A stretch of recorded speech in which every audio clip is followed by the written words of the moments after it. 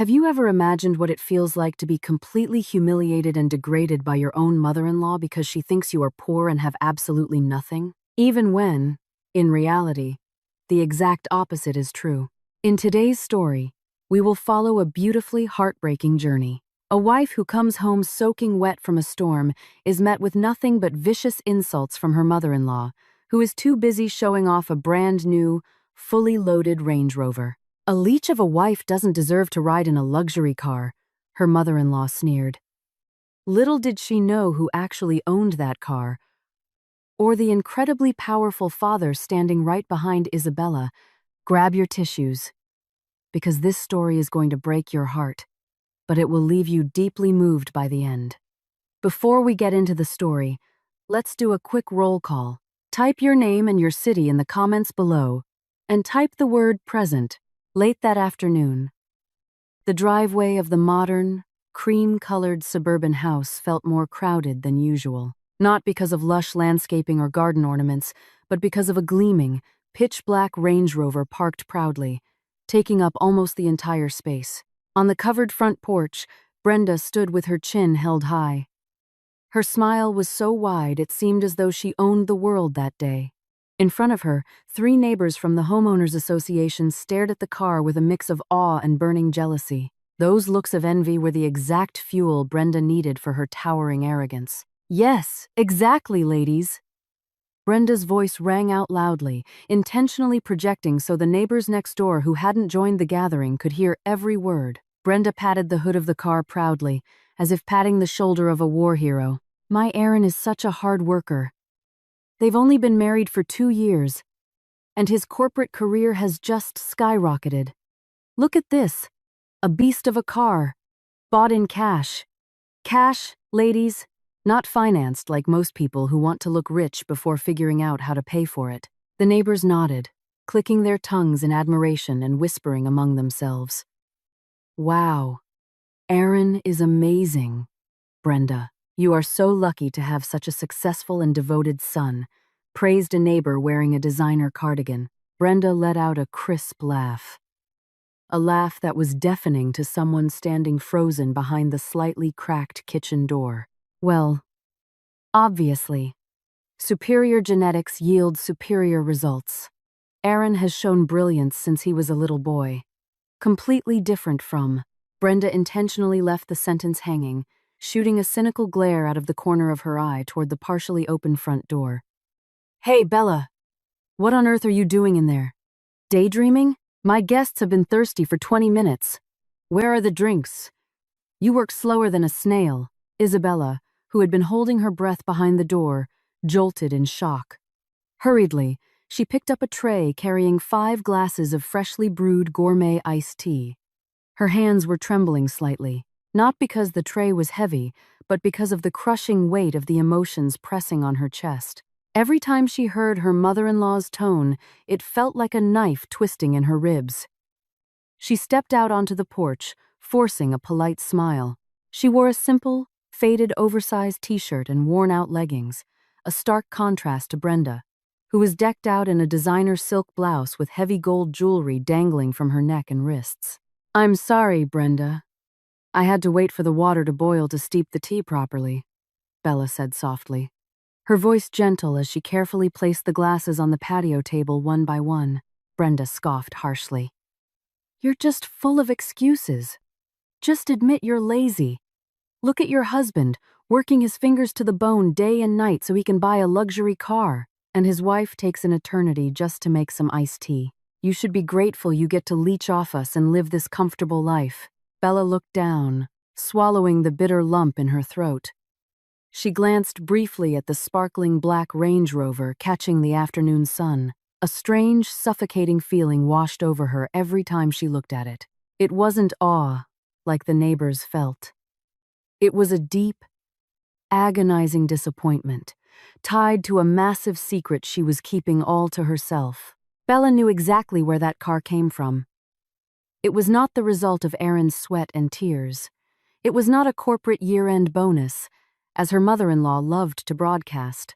That car was an anniversary gift from her father, Arthur Sterling, delivered just last week. Her wealthy father had bought the car so his beloved daughter could travel comfortably and safely, so she wouldn't have to suffer in the heat or rain on Aaron's beat-up old moped anymore. But when the car arrived, Aaron had grabbed Bella's hands, looked at her with pleading eyes, and begged, "Bella, please, can you tell my mom I bought this?" I'd be so embarrassed if she knew I was still relying on my father-in-law's handouts. Let her be proud of me as the man of the house for once. Besides, what belongs to your family belongs to me too. Right? It's the same thing. Aaron's sweet, manipulative words had melted Bella's heart. To protect her husband's ego and pride in front of his mother, Bella willingly lied. She allowed Aaron and Brenda to claim her father's gift as a symbol of Aaron's success. But what Bella got in return wasn't gratitude or affection. Instead, she received daily degradation that grew worse as time went on. "Hey, Bella!" Brenda's sharp voice shattered her thoughts. "What are you staring at? Move! Don't get too close to the car. You'll scratch it with that dirty tray. That paint job is custom. If you leave even a tiny scratch, a whole year of your maid's salary wouldn't be enough to fix it. A freeloader like you knows nothing about luxury goods." The neighbors chuckled softly, assuming it was just a bit of harsh, everyday banter between in-laws. But to Bella, it was a devastating blow to her dignity. Right at that moment, Aaron walked out of the house, dressed sharply and smelling of expensive cologne. He clearly heard what his mother said, but the man simply stayed quiet, casually adjusting his watch, pretending he didn't hear his wife being humiliated in public. Aaron walked right past Bella without so much as a glance, sitting down next to his mother with a proud smirk, soaking up the neighbors' compliments about his new ride. "Thank you, ladies. Just pray my business keeps booming so I can buy more assets," Aaron said confidently, without a single ounce of guilt toward Bella, who stood stiffly in the corner holding an empty tray. Bella stared at her husband's back, her eyes welling with tears. In her heart, she screamed with all her might, "Aaron, that car is from my father! How can you have the heart to let your mother humiliate me in front of a gift my own father bought?" But the scream only echoed in the empty void of her chest. Unspoken, Bella chose to step back, retreating quietly into the house that felt increasingly cold and alien, leaving behind the cheerful laughter of her husband and mother-in-law as they threw a party built entirely on lies. The sky, which had been bright, slowly morphed into a thick, threatening gray. Heavy, dark storm clouds rolled in fast, blotting out the sun and casting a grim, eerie shadow over the afternoon, as if nature itself was preparing to unleash its fury. Strong winds began to howl, violently shaking the oak trees in the front yard and sending dead leaves scattering across the freshly swept porch. In the living room, the atmosphere was a stark contrast. Chloe, Aaron's younger sister who had just come to visit, was lounging comfortably on the plush sofa, mindlessly scrolling through TikTok on her phone. Her long legs were propped up on the glass coffee table without a shred of decency, and a bowl of expensive snacks in her lap was nearly empty. Brenda sat beside her spoiled youngest child, gently massaging her feet as if Chloe were a fatigued princess returning from managing a kingdom. In reality, Chloe was unemployed and spent her days draining her brother's bank account. "Ugh, Mom, I'm starving, but I don't want anything from the fridge. It's so boring and bland," Chloe whined, her eyes never leaving her screen. "I really, really want that famous Kraft BBQ brisket from the spot out near the county line. You know, the one that melts in your mouth?" Brenda beamed, eager to please her daughter. "Oh, that famous BBQ place? Sure, honey. We'll get it. I'd do anything for my baby girl." Bella, who was currently mopping the floor in the corner of the room, paused. She glanced out the window. Lightning was already flashing in the distance, followed by the low, bone-rattling rumble of thunder. The county line was far. It would take almost an hour round trip, not including the terrible evening traffic. "Hey, Bella!" Chloe called out without even looking at her, her tone demanding. "Listen, I want BBQ. Hurry up and go get it before they sell out or close."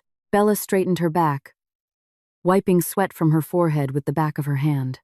She walked over slowly, I'm sorry, Chloe, Brenda, but it looks terrible outside. A severe storm is about to hit. Wouldn't it be better if we just ordered through Uber Eats or got something closer? She suggested cautiously. Brenda glared at her hands stopping their massage. Excuse me! Every time you are asked to do something, you have 1,000 excuses. If Chloe wants the barbecue from the county line, she gets the barbecue from the county line. The delivery fees and tips on those apps are a ripoff. Why pay a driver when we have you sitting around doing nothing? But… Brenda! Bella tried to defend herself. Her eyes darted to Aaron, who had just stepped out of the bathroom, looking fresh and drying his hair with a towel. She looked at her husband with desperate hope. Aaron, the sky is pitch black. If Chloe really wants it, can we please take the Range Rover? Or maybe you could drive me? Bella hoped Aaron would show some pity. The black Range Rover was parked perfectly out front. Inside that massive vehicle, a thunderstorm would be nothing, especially considering the car actually belonged to her father. Meant to keep her safe. But Bella's hopes were shattered into a million pieces when Brenda let out a harsh, mocking laugh. Take the car? Ha! Brenda stood up, putting her hands on her hips and looking Bella up and down with utter disgust. Know your place, Bella. That car is brand new. It's spotless. You think we're going to let you use it just to buy greasy food? What if the BBQ smell ruins the custom leather? What if you crash it into a fence? How are you going to pay for it? With your kidneys? Aaron, Bella's last beacon of hope, simply let out a long, exhausted sigh, as if Bella were an incredible burden to him. He tossed his damp towel onto a chair and sat next to Chloe. Just drop it, Bella. Don't be a brat. Mom is right. We don't want to mess up the car for some greasy takeout. Besides, it's just cloudy. It's not even raining hard yet. Take the old moped from the garage. Go on, hurry up. Poor Chloe is starving. Bella's heart dropped into her stomach. The pain was excruciating. The moped in the garage was a rusty, sputtering piece of junk left behind by Aaron's late father. It stalled constantly. The brakes were shot, and the headlight barely worked. But Aaron… The tires on that moped are completely bald. It's so dangerous if the roads are slick. Bella's voice was hoarse, fighting back tears. Oh my God, you talk too much! Chloe snapped. If you don't want to do it, just say so. You love stuffing your face with our food when it's dinner time. But the second we ask for one little favor, you act like we're torturing you. What an ungrateful freeloader. Brenda walked closer, pointing her manicured finger right in Bella's face. Listen to me, Bella. Your job in this house is to serve your husband and his family. If you can't even do that right, why should Aaron even keep you around? Now get out there, and don't come back until you have Chloe's order. And remember, don't even think about touching the keys to the Range Rover. Your rough hands aren't fit to touch my son's luxury steering wheel. Thunder cracked again, much louder this time, as if the sky itself was enraged by the older woman's cruelty. Bella looked at her husband's face one last time, searching for even a sliver of conscience, but Aaron turned his head away, busy grabbing a handful of chips and chatting with Chloe, pretending not to see his wife being prosecuted. With heavy steps, Bella turned toward the kitchen to grab the keys to the rusty moped hanging on a rusted nail. She grabbed her thin, worn-out jacket. Her chest felt incredibly tight. The Range Rover her father bought her stood proudly outside, ready to protect anyone inside from the elements. But the cruel irony was that she, the true owner of the vehicle, was being banished into the storm on a dangerous piece of scrap metal. Bella kick-started the old moped. The engine roared violently, coughing and sputtering out thin white smoke. As she rode out past the driveway gate, the first heavy drops of freezing rain began to fall, hitting her cheeks and mingling with the tears she could no longer hold back. She didn't leave because she was afraid of her mother-in-law. She left because she was desperately trying to uphold her vows as an obedient wife, even though her devotion was repaid with poison. Behind her, the heavy front door shut tight, leaving the warm, cozy laughter of her husband's family locked inside, utterly unconcerned about whether Bella lived or died out in the storm. The storm they feared finally broke. It wasn't just a lullaby drizzle. It was a torrential downpour from the heavens, as if the sky was trying to drown the earth. Fierce winds howled, sweeping across the slick black asphalt.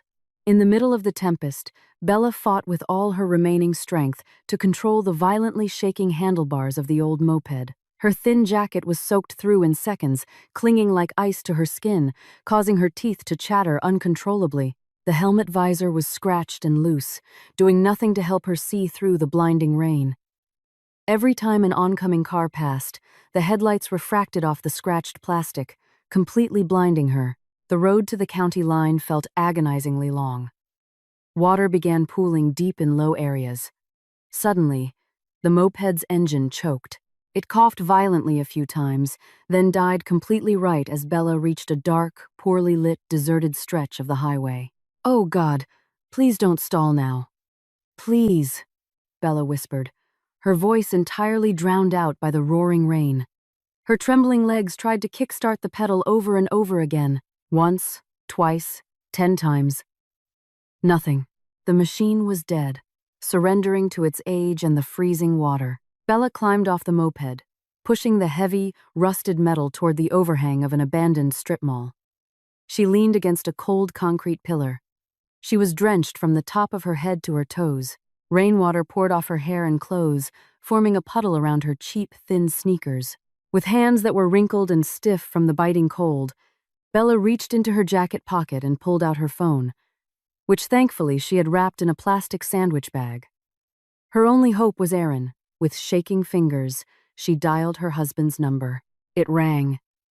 The long, hollow ringing tone made Bella's heart pound with anxiety. Finally, he answered. "Hello? What is it now, Bella?" Aaron's voice was sharp and annoyed. In the background, Bella could hear the warm, cheerful laughter of Chloe and Brenda watching a comedy on TV, a sickening contrast to the howling wind surrounding her. "Aaron! Please help me!" Bella's voice shook violently, fighting through sobs in the freezing cold. The moped broke down. The engine flooded. "I'm stranded on the dark highway near the old strip mall. I haven't even made it to the BBQ place yet. It's pouring so hard. I'm scared out here all alone. It's so dark." Silence on the other end of the line. Bella prayed to hear a shred of worry. She hoped Aaron would say, "Stay right there. I'm coming to get you." Instead, the answer she received made her blood boil and freeze at the same time. "Oh my God, Bella, you are nothing but a burden," Aaron yelled, his voice rising. "This is why you have to be careful driving. Don't drive through deep puddles. It's an old moped, not a submarine." "So, what do you expect me to do about it? You want me to go out in this storm? What if I get sick? I have work tomorrow." "But Aaron, I'm freezing out here." "It's pitch black," Bella sobbed, her defenses entirely crumbling. "Please, just come get me in the Range Rover. Just for 10 minutes. "Absolutely not," Aaron cut her off sharply. "Mom just said she had the car waxed this morning. I'm not getting mud and rain all over the interior just to pick you up and haul a piece of junk moped. Find a mechanic, or push it until you find somewhere better to hide out. And do not come home if you don't have Chloe's food. She's been waiting forever. God, you are so high maintenance." Click. The line went dead. Bella stared at the fading screen of her phone, her eyes blank. Her tears cascaded down, mixing with the rain on her face. The bone-chilling cold was nothing compared to the agonizing pain splitting her chest wide open. In her darkest moment of need, her own husband chose to protect the shiny paint of a car over the life of his wife. Meanwhile, a few miles away from where Bella was taking shelter, a sleek, black Mercedes-Benz S-Class sedan cut through the storm at a moderate, incredibly stable speed. In the luxurious, heated back seat, Arthur Sterling sat quietly, staring out the fogged window. The distinguished older billionaire was usually calm. But tonight, an unshakable anxiety gripped his heart. His hand repeatedly rubbed the left side of his chest, which pounded erratically. "Harrison!" Arthur called out softly to his loyal executive assistant, who sat in the passenger seat next to the chauffeur. "Yes, Mr. Sterling," Harrison replied promptly. turning slightly to face the back. "Are we far from my daughter's house?" Arthur asked, his eyes narrowing to pierce the darkness outside. "I've had a terrible feeling in my gut all afternoon. I just want to get there quickly and make sure Bella is okay. I called her earlier and she didn't answer. She's probably busy taking care of her husband." "About 20 minutes, sir. The weather is quite severe tonight, so the driver isn't risking high speeds," Harrison answered respectfully. "Please don't worry, sir. Miss, Isabella must be perfectly safe at home with her husband. After all, they have that Range Rover you sent them. I'm sure they are taking excellent care of her with that vehicle." Arthur smiled thinly, a genuine, loving father's smile. "I hope so. I specifically sent that car so Bella wouldn't have to suffer in the heat or the rain anymore. I refuse to let my daughter suffer." "You know how she is, Harrison. Bella never asks me for a single dime. She married Aaron purely out of love, completely ignoring his financial status. I just wanted to help them out a little without wounding her husband's pride." Arthur looked back out the window, watching lightning streak across the sky. He had absolutely no idea that at that exact moment, the daughter he was so fiercely proud of, the girl he would burn the world down to protect, was curled up freezing in front of an abandoned storefront, crying alone, crushed by an unimaginable betrayal. Meanwhile, the car he gifted her was being polished and worshipped by strangers in a dry garage. A father's intuition is never wrong, but the reality was far more bitter than Arthur Sterling could ever imagine. The black Mercedes kept rolling forward, bringing the Protector closer to a boiling point of emotion that would change everything. The rain was still pouring with a vengeance, as if the sky was emptying its entire reserve onto the earth. However, on the wide, slick, marble-tiled front porch of Aaron's house, the atmosphere was warm and festive. Several neighborhood women, Brenda's HOA committee friends, were laughing brightly while enjoying expensive charcuterie and wine set out on the patio table. They had purposely gathered there, taking shelter from the rain while simultaneously admiring the black Range Rover parked right in front of their eyes. It was treated like a sacred monument that demanded to be worshipped. Brenda sat with her legs crossed, holding her wine glass with an exaggerated, elegant flair. "Well, that's just how it is, ladies. It's what you get when you raise a devoted son. Aaron just couldn't bear the thought of his mother taking Ubers to go to her committee meetings. That's why he bought this beast of a car.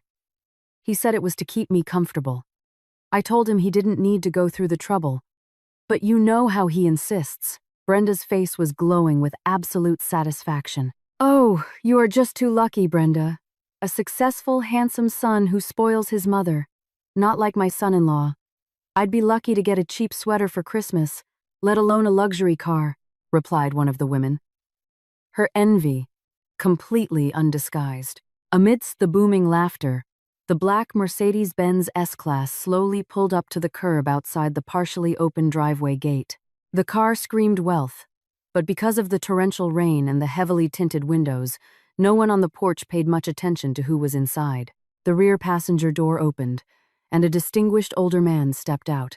He wore a simple, slightly wrinkled white button-down shirt, ordinary black slacks, and held a standard black umbrella. Without any flashy bodyguards flanking him, the man walked up the driveway.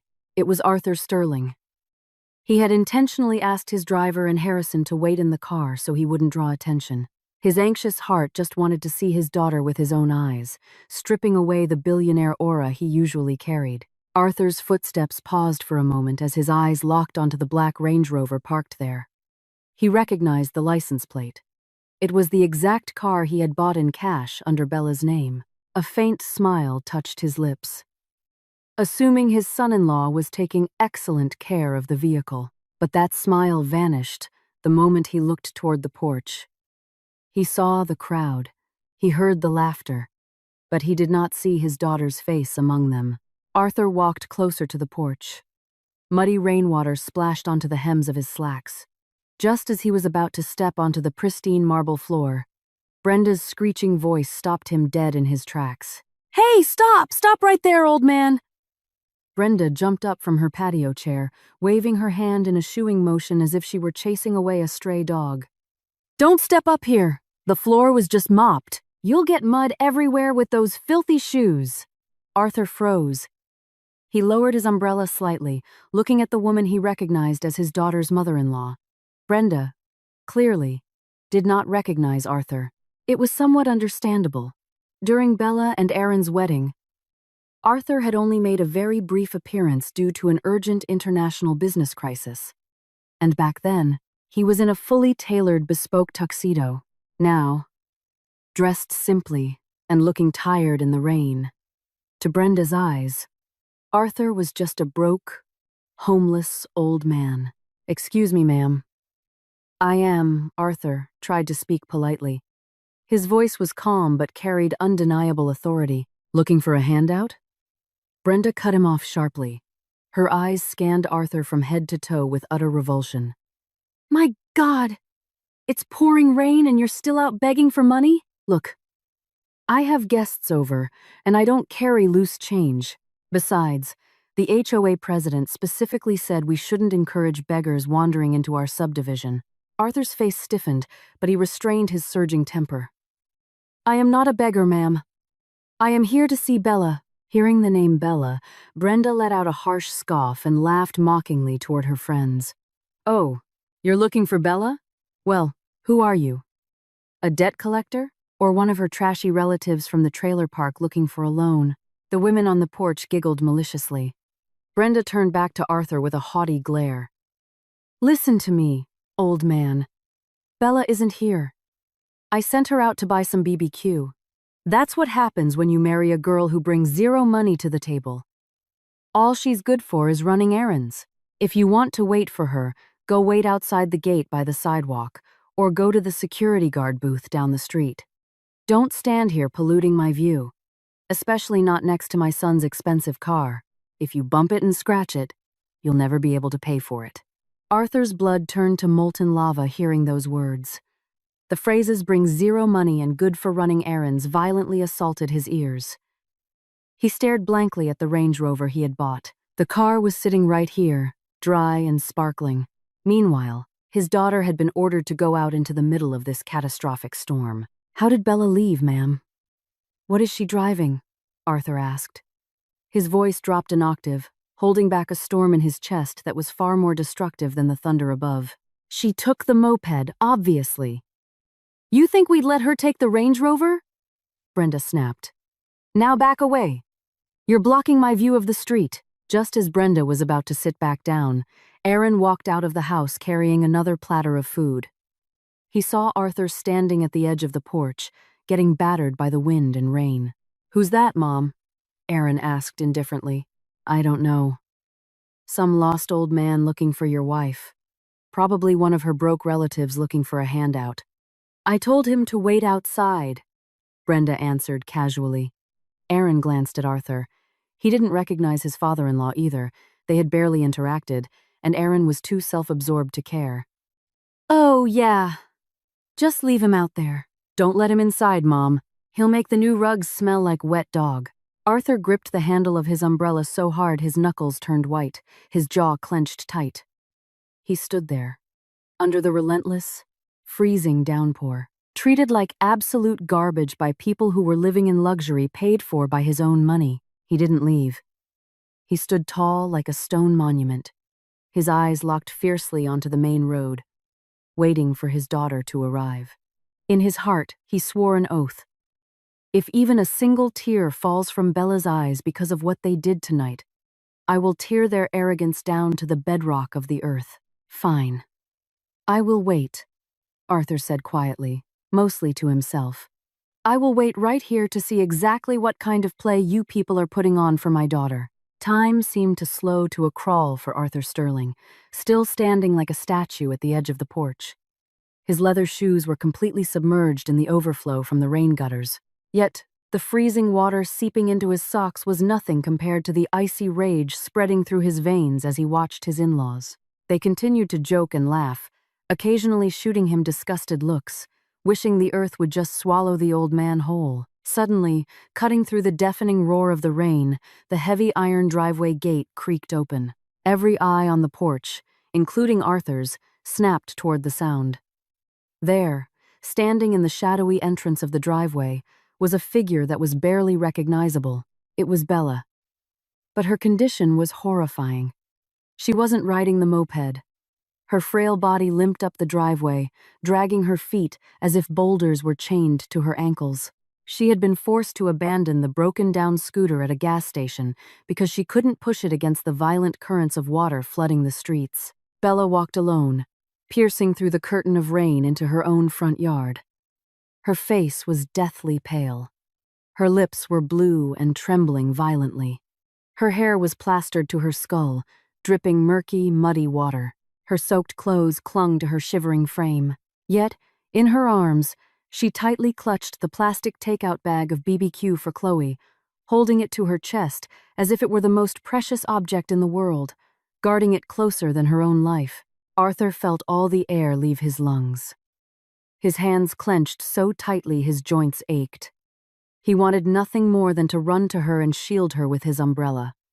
But he forced himself to stay put. He needed to see exactly how far the cruelty of these people would go.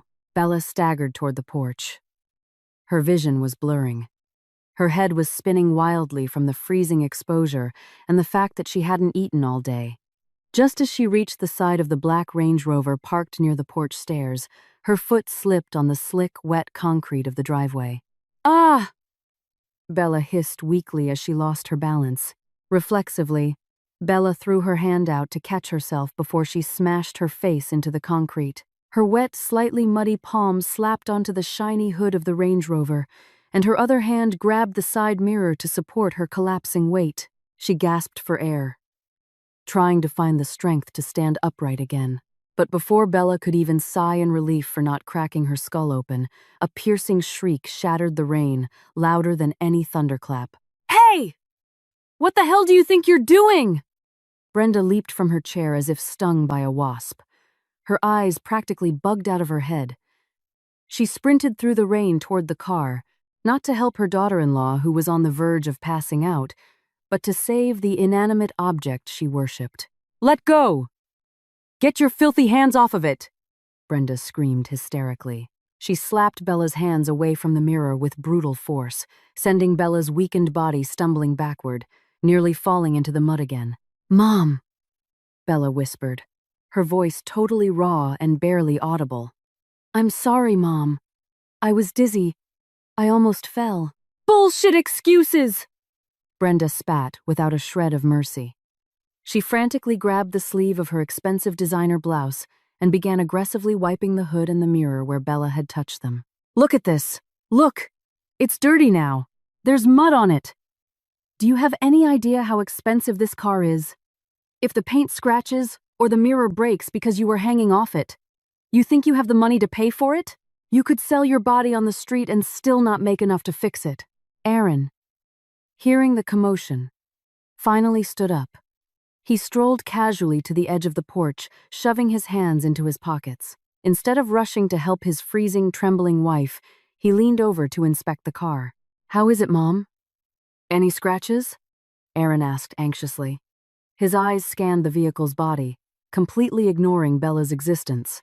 "Thank God, no scratches, Aaron. But it's filthy. Look at these water spots," Brenda grumbled, shooting a venomous glare at Bella. "You are unbelievable, Bella. You took forever. You come back looking like a homeless rat and embarrass us in front of the neighbors, and now you're trying to destroy my son's assets. Where is your brain?" The HOA ladies on the porch fell dead silent. They exchanged incredibly awkward glances. Some felt a pang of pity, but no one dared to speak up against Brenda's terrifying wrath. Bella looked down at her feet. Warm tears streamed down her freezing cheeks, mingling with the rain. With trembling hands, she held out the plastic bag she had risked her life for. "Here, Mom, Chloe's barbecue. I'm sorry it took so long. The moped broke down." Brenda snatched the bag violently. "Of course it took long. You're useless. Get out of the way. Go around to the back door. Do not walk through the front. The porch floor was just mopped. And your muddy shoes are going to ruin it. God, you are such a burden." Bella didn't argue. She had zero energy left to defend herself. Summoning the absolute last drop of her willpower, she turned around and limped down the narrow, muddy path along the side of the house toward the back door. She walked right past Arthur, standing at the edge of the porch, without even realizing he was there. Her vision was entirely clouded by tears and dizziness. As Bella passed him, Arthur could see her blue lips and her violently shaking hands up close. The smell of muddy rain radiated from his beloved daughter's body. Arthur's heart shattered into dust. The pain hit his chest with such catastrophic force that he actually had to grab the gate pillar to keep from collapsing. This was no longer just disrespect. This was pure, unadulterated torture. After Bella disappeared around the side of the house, Brenda strutted back to her seat, aggressively flicking her wrists as if she had just swatted away a pest. "I'm so sorry, ladies. You know how it is. You bring a girl from the trailer park into a nice home. You have to constantly teach her lessons so she knows the rules. If I don't put my foot down, she'll start acting entitled. She thinks just because she married Aaron, she's suddenly high class. You can take the trash out of the park, but you can't take the park out of the trash." Brenda pointed dramatically at the black Range Rover. "She doesn't deserve to stand next to my son, let alone ride in a luxury vehicle like that. That car is far too high class for her rough hands to even touch. She should be on her knees thanking me that I even let her breathe the air in this house." Chloe let out a snarky little laugh, tapping away on her phone. "Exactly, Mom. Aaron is just way too nice. If I were Aaron, I would have sent her packing back to her deadbeat dad a long time ago." In the pouring rain, Bella was suffering in silence. But no one noticed that on the dark edge of the porch, Arthur Sterling was no longer holding his umbrella upright. The umbrella fell from his grip, clattering onto the wet concrete and rolling away. The older man no longer cared about the rain soaking him to the bone. His eyes burned fiery red, fighting back tears and an apocalyptic rage. The sight of his daughter being degraded, while her husband and his family feasted and laughed at her expense, was the most agonizing thing he had witnessed in his entire life. Enough. The dam of his patience exploded into a million pieces. There would be no more tolerance. The masquerade was over. Arthur stepped forward. His boots stomped heavily, the sound of splashing water cracking like a whip. The aura around him suddenly turned suffocatingly dark. It was as if the real hurricane was no longer in the sky, but brewing directly inside of him. The heavy thud of soaked leather shoes striking the marble tiles shattered the cheerful chatter on the porch. Arthur stepped out of the rain and into the brightly lit patio. Water poured from his graying hair, soaking his white shirt so thoroughly it clung to his skin. His face, usually warm and approachable, had hardened into solid granite. His eyes radiated a murderous fury that was infinitely more terrifying than the storm outside. Brenda, who was mid-chew on a piece of brisket, jumped out of her skin. The meat nearly dropped from her fork. Her eyes bulged as she saw the beggar she had just chased away boldly walking onto her freshly cleaned porch. "Hey, you insolent old man!" Brenda shrieked, her voice pitching over the thunder. "Who told you to come up here? Are you deaf? I told you to wait by the street. Look at you. You're tracking mud all over my floor. Get out!" "Get out right now, before I call subdivision security." But Arthur didn't even flinch. His ears were completely shut to the meaningless screeching of this woman. His heavy, authoritative steps moved in a perfectly straight line toward one specific target. The side door creaked open. Bella stepped out onto the back edge of the porch, carrying a mop and a bucket. She hadn't even been allowed to change her clothes. Her freezing, skeletal frame was still encased in soaking wet fabric. She looked like a corpse. She hugged herself, desperately trying to find warmth where there was none. "Yes, Mom," Bella croaked, her voice entirely broken and raspy. "Look at this," Brenda barked, pointing at a tiny speck of mud on the tile. "Are you blind? I had this mopped this morning, and now it's ruined because of you. Get on your knees and scrub it. Scrub it until I can see my reflection. I am disgusted looking at it." One of the neighbors, feeling incredibly uncomfortable, tried to intervene. "Oh, Brenda, maybe let her do it later? She looks awful. Her lips are completely blue.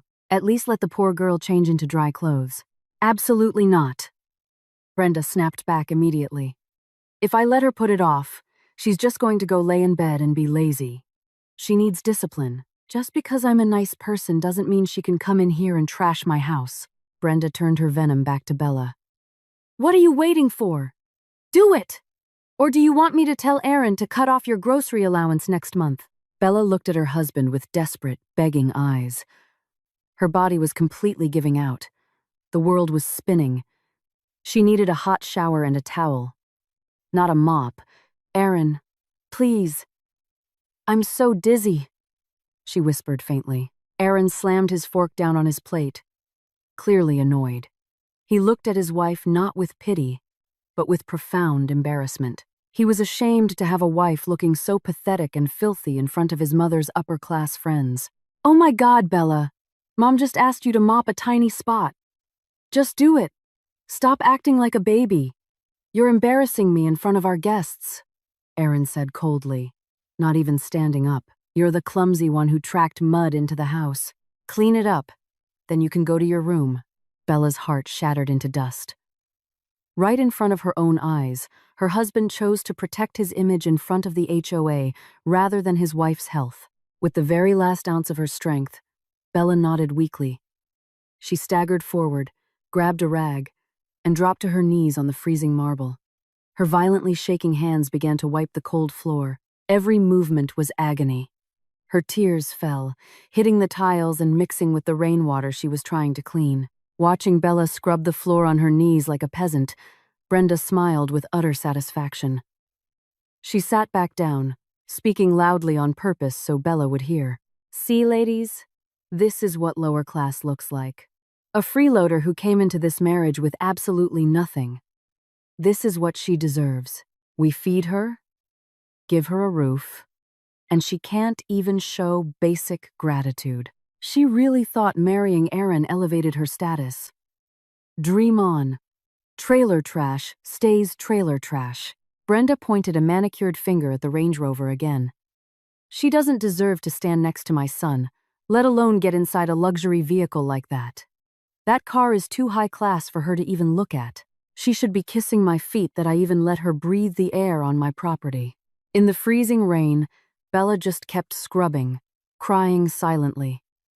Her dignity had been stomped into the dirt. She felt no better than the mud she was wiping away, but none of them noticed the man standing right behind her. Arthur Sterling had heard enough. Enough. The word wasn't shouted, but it echoed with such chilling authority that the entire porch froze. Arthur stepped right up to Bella. Bella, whose consciousness was fading in and out, slowly looked up. Her exhausted, swollen eyes widened as she recognized the towering figure standing over her. Dad? Bella whispered hoarsely, her voice trembling in absolute disbelief. Fresh tears flooded her eyes, this time, not from sorrow, but from a bursting, overwhelming wave of relief and longing. Arthur didn't say a word to her. Ignoring the aching in his older back, he bent down and gently took hold of his daughter's shoulders. He pulled her freezing, shaking body up from the floor. The moment his warm hands touched her skin, he realized she was as cold as a corpse. What father wouldn't lose his mind, feeling his own child's body turn to ice? Stand up, sweetheart, Arthur commanded softly, yet with undeniable power. My daughter does not kneel at the feet of people who have no souls. Seeing this unfold, Brenda lost her mind. She sprang from her chair, her face tomato red. Hey! Hey! What the hell is going on here? Who do you think you are, telling her to stop working? She is my daughter-in-law. She cleans the messes she makes. Mind your own damn business, old man. Aaron finally stood up, slamming his napkin down. He vaguely recognized Arthur's face from the wedding photos he rarely looked at. He let out a condescending scoff, looking at his father-in-law's soaked, pathetic appearance. Oh, it's my father-in-law, Aaron sneered, making no move to shake the man's hand.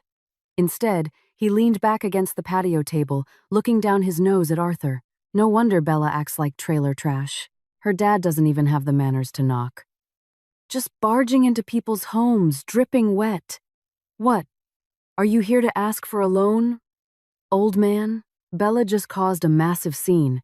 And now you're here to be another burden on my wallet? Arthur released his grip on Bella for a moment, letting her lean against the porch pillar so she wouldn't fall. He turned his body slowly to face Aaron and Brenda. The look in his eyes was so lethal, so piercing, that the HOA ladies who were about to join in the mocking suddenly snapped their mouths shut. The aura radiating from Arthur was not that of a beggar. It was the aura of an apex predator about to strike. "Aaron," Arthur said. His voice was low, icy, and heavy, vibrating the very air around them. 2 years ago, I handed over my only daughter, my absolute most precious treasure, to you. I gave her to you to cherish, not to use as your personal maid. I did not hand her over so you could leave her to freeze and starve in a storm while you sit here stuffing your face. Aaron laughed nervously, trying to shake off the sudden wave of intimidation crushing his chest. Treasure? Please. There are a million girls like Bella out there. Stop being dramatic, old man. I'm her husband.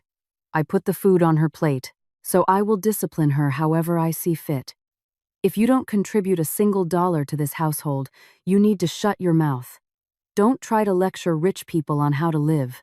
Exactly, Brenda chimed in, her eyes blazing. She pointed her finger right at Arthur's face. Know your place, old man. Look at my son's success. He owns this gorgeous house. He bought that brand new Range Rover. Bella is incredibly lucky Aaron even picked her out of the gutter.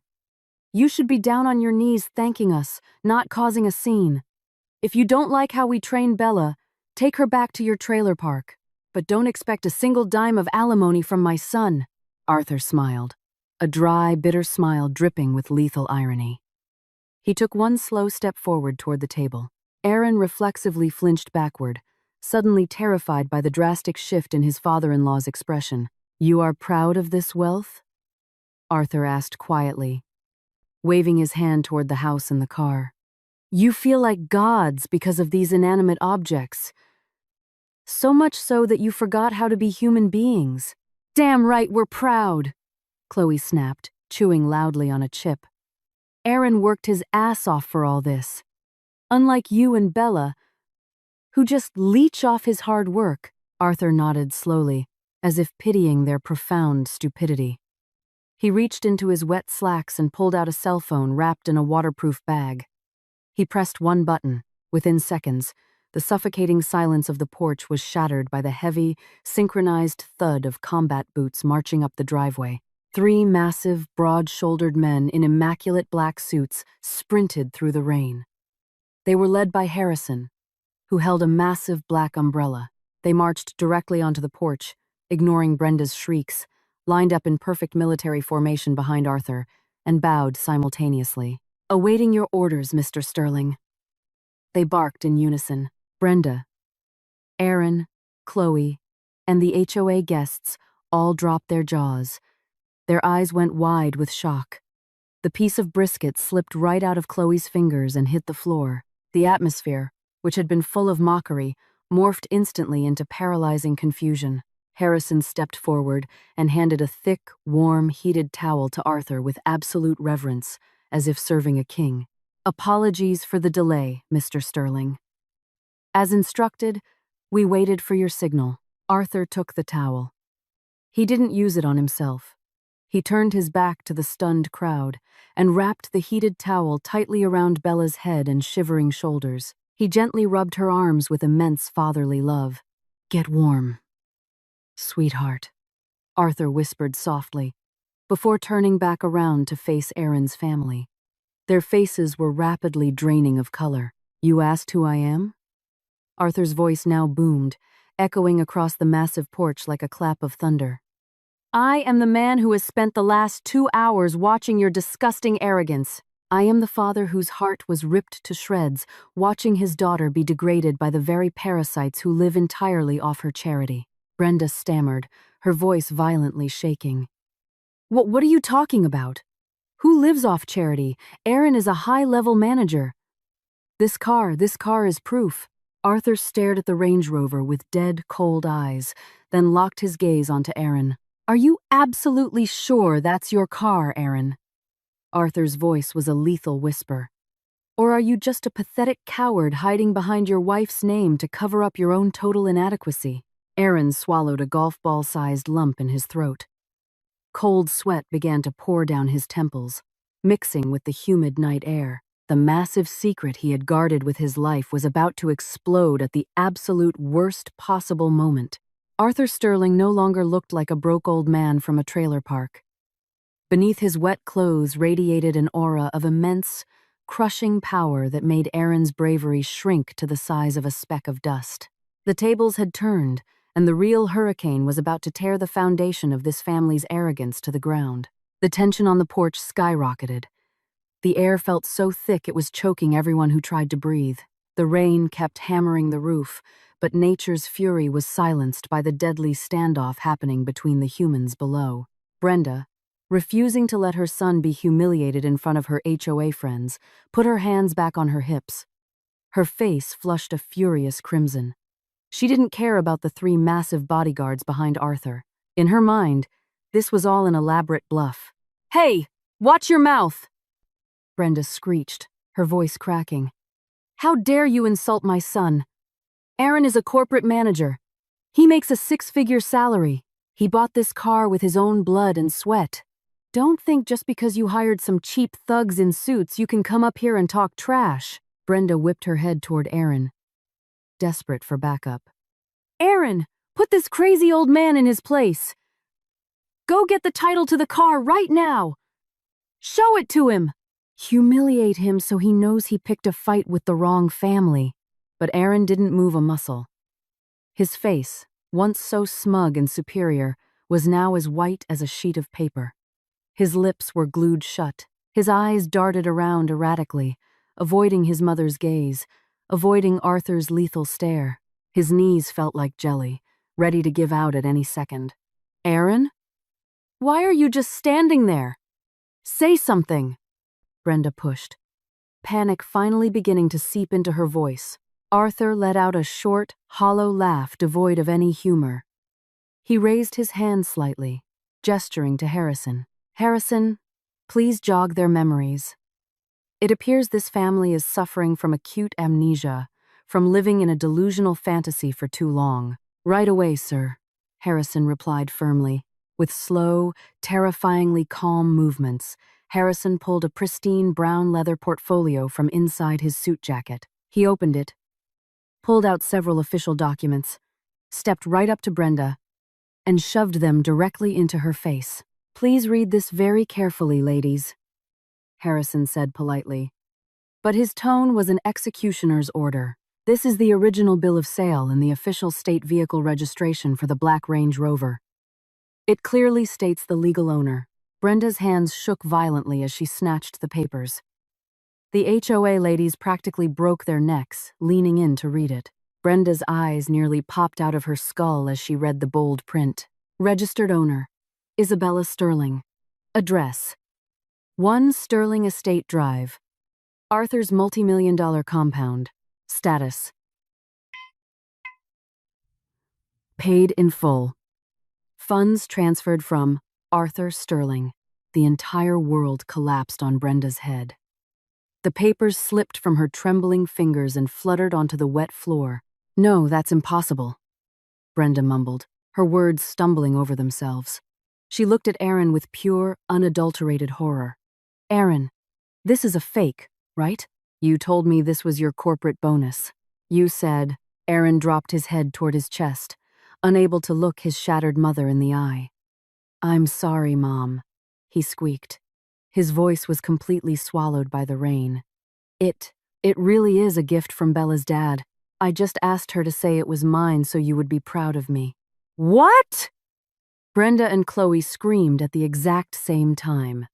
Chloe gasped so hard she choked on the chip in her mouth. The HOA ladies immediately began whispering furiously among themselves, glaring at Aaron's family with pure disgust and mockery. "Oh my God," one neighbor whispered loudly. "I thought they actually had money. They're totally faking it." "I know, right? Claiming the daughter-in-law's car as his own and treating the girl like a literal slave. That is psychotic," another muttered. Brenda's face, which had been red with rage, now turned a sickly shade of purple from overwhelming, catastrophic embarrassment. The humiliation was 1,000 times worse than a physical beating. She, the woman who constantly bragged, who constantly looked down on others, was standing entirely naked in her lies in front of her entire social circle. Arthur didn't give them a single second to breathe. He took a heavy step toward Aaron. His gaze was absolute zero. "Did you hear that, Aaron?" Arthur's voice was low but shook the ground. "Your mother isn't ashamed because you're poor. She's ashamed because you're a pathetic liar." And you, Arthur, jabbed his finger hard into Aaron's chest. "You used my wealth to oppress my daughter. You left Bella to freeze in a hurricane while you paraded this car around like you were a king." Aaron was shaking so violently his teeth chattered. Sir, please, I can explain." "I don't need your explanations," Arthur barked, cutting him off like a guillotine. "Hand over the keys. Now." Aaron froze. His hand instinctively flew to his pants pocket, gripping it tightly. He didn't want to let the keys go. That car was his only symbol of status in this entire subdivision. Without that car, he was nothing. "I said, give me the keys!" Arthur roared. The sheer volume of his voice made Chloe scream in terror and cower behind her mother. Aaron shook his head slowly, tears of panic welling in his eyes. "Please, sir, don't. How am I supposed to get to the office? How is my mom supposed to go to her committee meetings?" Arthur looked at Aaron with a level of disgust so profound it defied description. "You are literally standing here worrying about your social status while your wife is moments away from hypothermia? Harrison, take them." Without hesitation, Harrison signaled the two massive guards. They lunged forward, boxing Aaron in. Aaron backed up in sheer terror until he hit the brick wall of the house. One of the guards grabbed Aaron's wrist with an iron grip and twisted it back just enough to make Aaron howl in pain and desperately reach into his pocket. "Ah, stop! It hurts!" "Let go!" Aaron wailed. In a fraction of a second, the heavy Range Rover keys with the luxury leather fob were snatched away. The guard handed them to Harrison, who placed them into Arthur's open palm. Arthur gripped the keys tightly. He pressed the lock button on the fob. Beep, beep. The Range Rover's headlights flashed brightly, the alarm chirping sharply in the rain. It sounded like a mockery of Aaron, who was currently slumped against the wall holding his aching wrist. "This vehicle," Arthur said, his eyes burning holes into Brenda and Chloe, "was purchased exclusively for my daughter. I bought it so she would be protected, but since you deemed her a freeloader who wasn't fit to touch a luxury car, fine, I will grant your wish." Arthur took a step back toward Bella, who was standing safely wrapped in the heated towel. She was weak, but her eyes were locked onto her father with overwhelming emotion. "Starting this exact second, it is strictly forbidden for any of you to ever set foot inside this vehicle again," Arthur declared with total finality. "You said Bella wasn't worthy? You had it backward.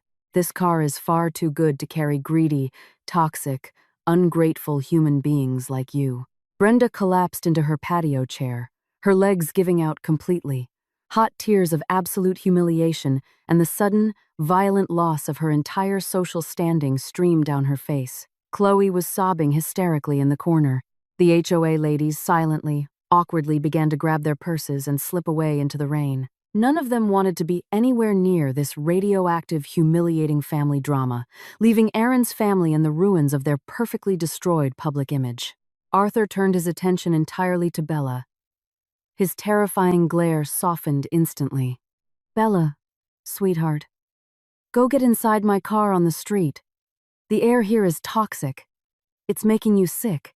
"But, Dad," Bella glanced briefly at Aaron.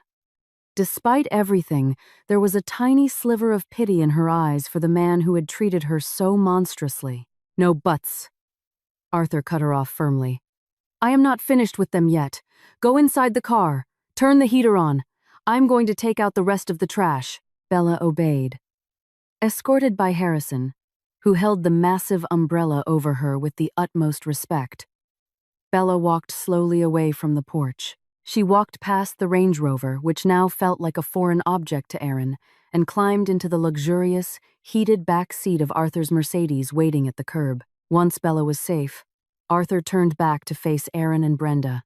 All right. The matter of the car is settled. Now, let's talk about real estate. Arthur paused.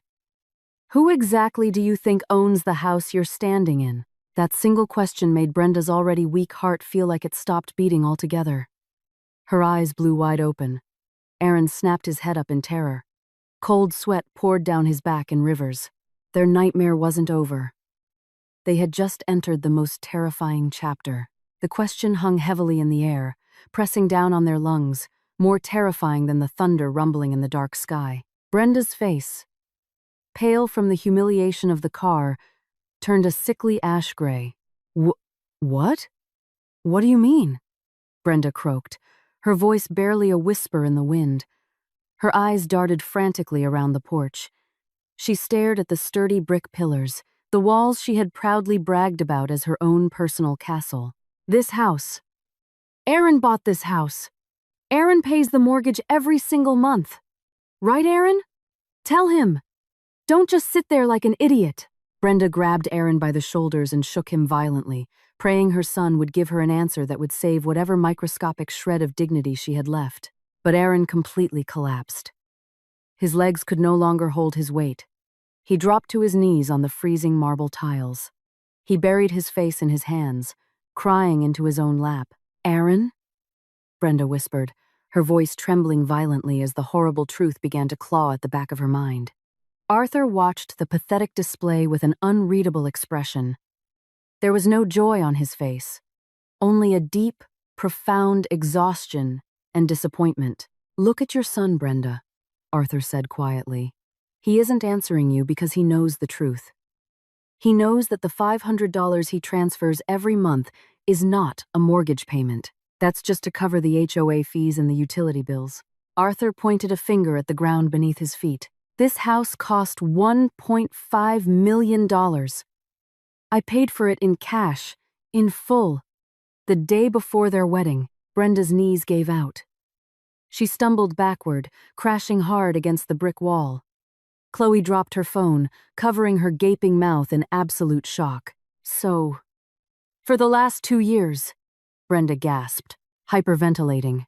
We've been living. You are the freeloaders. Arthur finished her sentence with brutal precision. The property deed is in Isabella Sterling's name.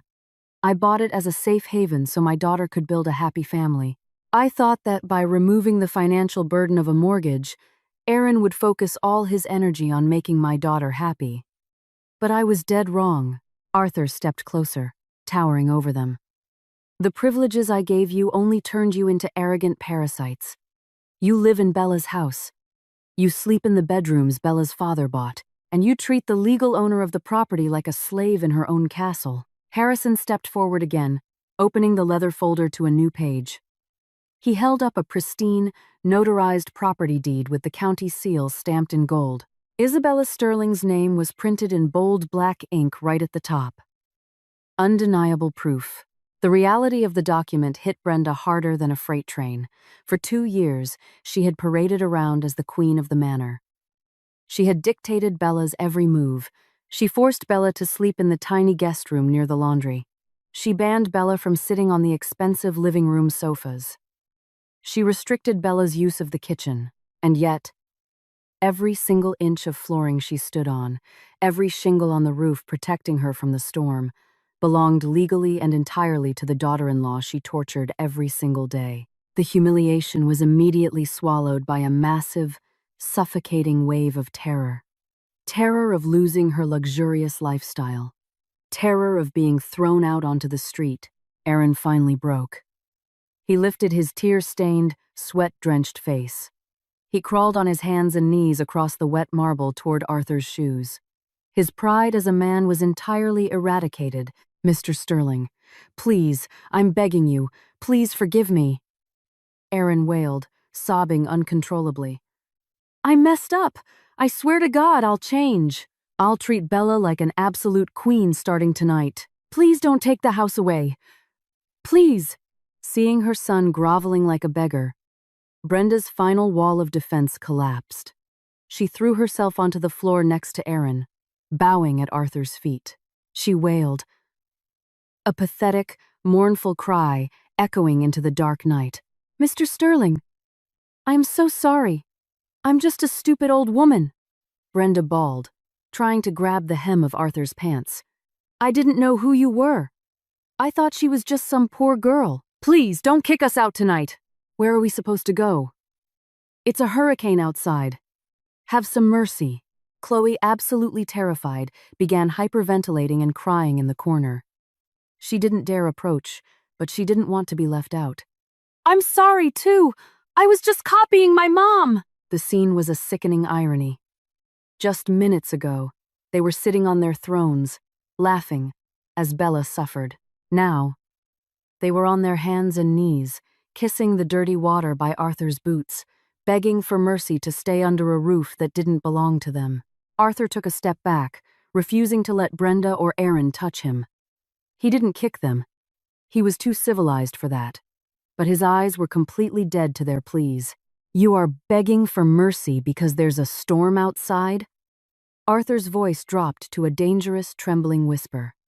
"Then where was your mercy when Bella was out in that same storm an hour ago? Where was your humanity when you forced my daughter, the owner of this house, to push a broken moped through a flood in the dark while you sat here stuffing your faces with barbecue? Where was it?" Arthur's final shout boomed like a cannon, making Brenda and Aaron flinch violently and stop crying for a second. "You aren't afraid of God. You're just afraid of being poor," Arthur said with ice in his veins. "I'm sorry, but your apologies mean nothing. You aren't bowing because you regret hurting my child. You're bowing because you're terrified of losing the Range Rover and the mansion. You're crying because you lost your meal ticket." Aaron shook his head violently, snot and tears running down his face. "No, sir, I swear. I love Bella. I love my wife." Arthur smiled a horrific, cynical smile. "Love protects, Aaron. Love elevates. If you loved your wife, you would have never let your mother call her a parasite. If you loved your wife, you would have gotten in your precious car and picked her up in the hurricane. You failed, Aaron. You failed as a husband, and you failed as a man." Arthur turned his back on the groveling family. He raised a hand to Harrison. "Harrison, make sure the locks on this house are changed first thing tomorrow morning." Arthur let out a long, heavy sigh, looking out into the pitch-black street. Despite his fury, he was not a monster like them. Let them stay the night. I will not throw human beings out into a storm like stray dogs, but make absolutely sure that by the time the sun rises, this house is completely empty. I don't want a single trace of them left on this property. Understood? Yes, Mr. Sterling. "It will be handled," Harrison stated firmly. "Sir, no! Please give us a second chance!" Brenda shrieked hysterically, scrambling to her feet to chase Arthur. But the two massive guards instantly stepped into her path, crossing their thick arms and forming an impenetrable human wall. Brenda slammed into them and fell back, left to wail in agony as she watched Arthur's back disappear down the driveway. "Bella! Bella!" Aaron screamed in absolute desperation, trying to yell toward the street. "I'm so sorry. I was wrong. Come out, Bella. Tell your dad not to do this." Aaron's screams were swallowed by the rain, which was finally beginning to slow into a quiet drizzle. Bella did not come out. The doors of the black Mercedes-Benz remained firmly shut. The heavily tinted windows hid Bella's face, permanently severing her world from Aaron's forever. Arthur walked calmly down the driveway, leaving the property behind, and climbed into the back of the Mercedes. He sat next to Bella, who was leaning her head against the headrest, her eyes swollen but dry. Inside the absolute silence of the warm, luxurious cabin, Arthur looked at his daughter. He saw the deep scars of sorrow on her face, but beneath it, he saw a glowing spark of profound relief. The crushing weight she had carried alone for 2 years had finally been lifted. "It's over, sweetheart," Arthur whispered softly, wrapping his large, warm hand around hers. "It's all over. No one is ever going to hurt you again. No one will ever humiliate you again. Bella turned her head to look at her father, then glanced out the rain-streaked window toward the house. She could faintly see the silhouettes of her husband and mother-in-law still kneeling on the porch, looking tiny and incredibly pathetic. A sharp pang hit her heart. Despite everything, she had genuinely loved Aaron once, but the trauma of his betrayal and the endless degradation was a million times stronger than that love. Her heart was completely numb to him now. "Thank you, Dad," Bella whispered, a final, solitary tear falling down her cheek. "Can we go home? I just want to go home." Arthur nodded firmly. He tapped the glass partition separating the front seats. "Drive." The powerful engine of the Mercedes roared to life with a smooth purr. The black sedan slowly pulled away from the curb, driving away from the modern suburban house that had been nothing but a gilded hell. The tires rolled through the puddles, splashing the bitter memories away into the gutter. On the porch, Aaron and Brenda could only stare blankly at the red taillights fading into the distance until they vanished completely around the corner. They were left in suffocating silence, surrounded by the fake luxury that would violently evaporate by sunrise, leaving them with nothing but a crushing, useless regret. The rain finally stopped. It was as if nature had finished washing the filth from the earth, leaving Aaron and Brenda alone to face the catastrophic reality of their own arrogance. The golden rays of the morning sun pierced through the gaps in the massive silk drapes, gently warming Bella's face as she slept peacefully. For the very first time in 2 years, she slept without a single ounce of anxiety, without the fear of being screamed at for waking up late, and without nightmares of towering piles of dirty dishes. In her childhood bedroom, decorated in warm pastel tones, Bella slowly opened her eyes.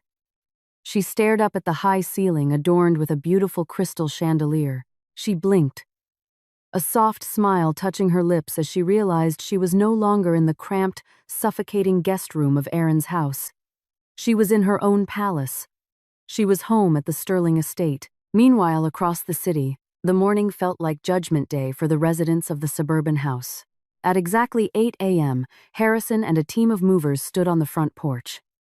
There was no violence, no shouting, just cold, lethal corporate efficiency. "Your time is up, Aaron." "Brenda?" Harrison said blankly, tapping his expensive watch. "Leave the keys on the counter. The U-Haul truck you requested for your personal belongings is waiting in the driveway." Brenda shuffled out the front door. Her eyes were violently swollen, her face puffy and utterly defeated.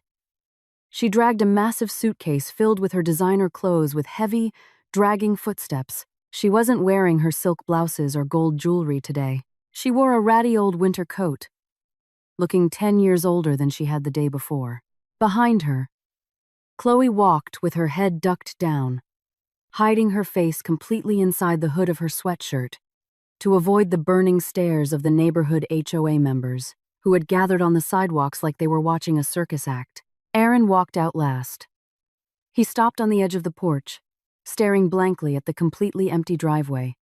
The menacing black Range Rover was gone. The ultimate symbol of his pride had vanished into thin air. The beautiful house he had falsely claimed as his own empire was being stripped from him because of the web of lies he spun himself. "Look at them. Actually getting evicted," a neighbor whispered loudly. The very same voices that had praised Brenda yesterday were now swords slashing at her ego. "That's what you get for being so arrogant." Turns out it all belonged to the poor daughter-in-law.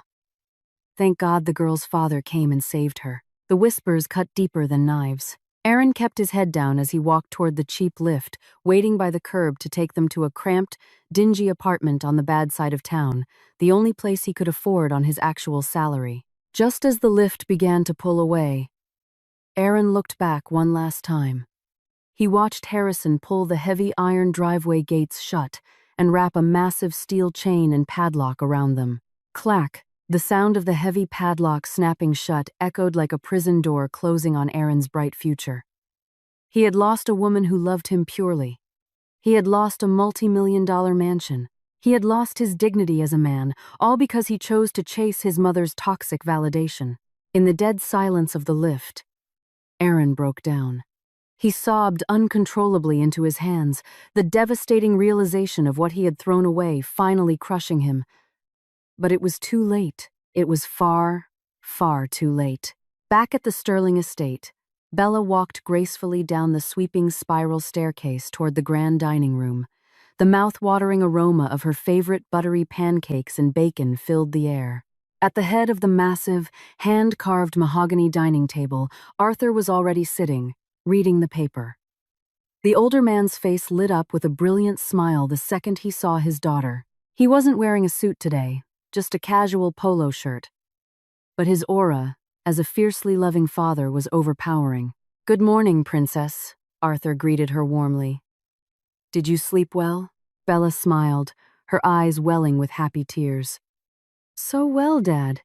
It feels like 1,000 pounds of bricks were just lifted off my chest." Arthur stood up and pulled out a chair for her. "Eat up. You look far too thin. Those chubby cheeks you used to have are completely gone. Starting today, my only job is to bring that smile and those cheeks back." They ate breakfast in total peace, laughing and sharing light-hearted jokes that had been missing from Bella's life for years. Halfway through the meal, Bella slowly put her fork down. A flicker of sadness crossed her face. "Dad," Bella asked softly, "what is going to happen to Aaron and Brenda? Did you really throw them out with nothing?" Arthur took a deep breath. He reached across the table, taking Bella's hands in his and holding them tight. "Isabella, my sweet girl, I am not a cruel man. I gave Harrison instructions to transfer enough severance money into Aaron's account to cover a year's rent at a standard apartment and a little extra to keep them on their feet, but I had to completely surgically remove them from your life. They are lethal parasites, Bella. If I let them stay anywhere near you, they will continue to drain your happiness until there is nothing left." Arthur looked deep into his daughter's eyes. "Remember this for the rest of your life, sweetheart. Love does not hurt. Love does not degrade you. If someone makes you feel like you are worthless, that is not love. That is manipulation. You are the daughter of Arthur Sterling. Yes, but more importantly, you are a profoundly valuable human being. Do not ever let anyone, even in the name of love, stomp on your dignity ever again." A tear of pure joy rolled down Bella's cheek. She stood up from her chair, walked over, and threw her arms around her father's neck, hugging him tightly. A hug that was warm, sturdy, and endlessly protective. The exact hug she had been desperately craving during her darkest, loneliest nights in Aaron's house. "Thank you, Dad." Bella sobbed happily into his shoulder. "Thank you for coming to get me. Thank you for being my hero." Arthur gently rubbed his daughter's back. "I will always come get you, Bella. If you ever get lost, no matter how terrible the storm is, your father will always come for you. Because to me, the greatest treasure in this entire world isn't my corporation, or luxury cars, or this massive estate. My only true treasure is you." Outside, the morning sun rose higher into the sky, illuminating the sprawling, perfectly manicured gardens blooming with vibrant flowers. Bella pulled back from the hug, wiped her tears, and smiled. A genuine, entirely burden-free smile. She knew the wounds in her heart would take time to heal, but she was no longer alone. She had finally come home to a place where she was loved exactly for who she was, not for what she owned. And to Bella, that was the ultimate definition of true happiness. No matter how far a daughter wanders to chase after love, a father will always be her safest sanctuary to return to when the world breaks her heart. Never degrade your partner just because you are blinded by the illusion of wealth. Because hidden behind someone's quiet simplicity, there may be a dignity and nobility far greater than anything money could ever buy. Regret always arrives too late. Cherish genuine, pure love before it is taken away by those who actually know how to value it. "We've decided to merge your role with someone younger," Elaine Voss said, her voice cutting through the sterile conference room like a scalpel. I sat there, hands folded, watching her deliver what she clearly thought was my death sentence. The fluorescent lights buzzed overhead, casting harsh shadows across her angular face as she leaned back in her chair with smug satisfaction. My name is Claudia Remsen, and I'm 52 years old. For the past 14 years, I've been the Senior Director of Biomedical Innovation at Meditech Fusion Labs here in Raleigh, North Carolina. I've spent more than half my career building this diagnostics division from the ground up, turning abstract research into life-saving medical breakthroughs. My designs have accelerated our research timelines by 43% and attracted partnerships with universities across 3 continents. But apparently, none of that mattered to Elaine. She had been appointed department head of biomedical strategy just 6 months earlier, arriving with a Harvard MBA and an insufferable certainty that everything needed to be optimized. At 44, she spoke in corporate buzzwords and treated innovation like a spreadsheet problem. From day one, she'd made it clear that she viewed my experience as outdated baggage rather than institutional knowledge. Jason will be absorbing your responsibilities, she continued, gesturing toward the young man sitting uncomfortably beside her. Jason Min was 28, fresh-faced, and undeniably talented. I'd actually recommended him for his current junior analyst position 2 years ago. He avoided my eyes now, staring down at his laptop screen as if it contained the secrets of the universe. He's closer to current trends, Elaine added with a dismissive wave. The industry is moving toward rapid execution and fresh thinking. We need someone who can keep pace with modern methodologies. I felt something cold settle in my chest, but I kept my expression neutral. 14 years of watching corporate politics had taught me that showing emotion in moments like this was exactly what people like Elaine wanted. She was waiting for me to protest, to plead, to give her the satisfaction of seeing me break. Instead, I nodded slowly. Merging roles is efficient, I said calmly. I trust the results will speak for themselves. Elaine's eyebrows lifted slightly, as if she'd expected more resistance. Good. We'll announce the restructuring next week. Jason will officially take over your projects on the 15th. As I walked out of that conference room, I caught a glimpse of something troubling in Jason's expression. Pure terror masked as professional composure. He understood exactly what had just happened, even if Elaine didn't. They weren't just eliminating my position. They were dismantling the foundation of everything I'd built. And somehow, I knew this decision would haunt them far sooner than they imagined. The irony wasn't lost on me as I cleared out my office that afternoon. 14 years of groundbreaking work reduced to 3 cardboard boxes and a dying succulent plant. I'd joined Meditech Fusion Labs when it was still a scrappy startup operating out of a converted warehouse on the outskirts of Raleigh. Marcus Ellington, our chief technology officer, had recruited me personally from a pharmaceutical giant in Research Triangle Park. We're not just developing diagnostics, he'd told me during that first interview. We're revolutionizing how medical research happens. I need someone who can think beyond traditional boundaries. Those words had resonated with me because I'd always been the type to push against limitations. Growing up as the daughter of a small-town doctor in eastern North Carolina, I'd watched my father struggle with outdated diagnostic equipment that delayed critical treatment decisions. That experience had shaped my entire career philosophy. Innovation should serve humanity, not corporate profit margins. Over the years, I'd transformed that philosophy into tangible results. The rapid screening protocols I'd developed had shortened diagnostic timelines from weeks to days. My research partnership program had brought in over $37 million in collaborative funding. Most importantly, my team's work had directly contributed to faster treatment options for patients dealing with autoimmune disorders and rare genetic conditions. But Elaine Voss saw none of that value. From the moment she'd arrived, she'd questioned every established process, dismissed years of institutional knowledge, and pushed for what she called disruptive innovation. In reality, her approach was chaos, disguised as progress.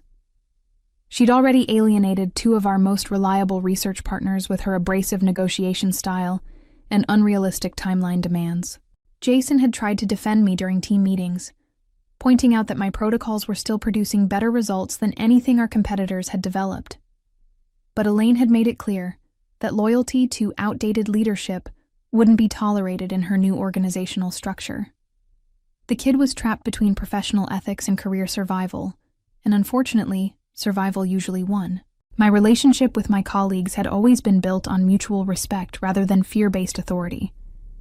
I'd mentored dozens of young researchers over the years, helping them navigate the complex world of biomedical innovation.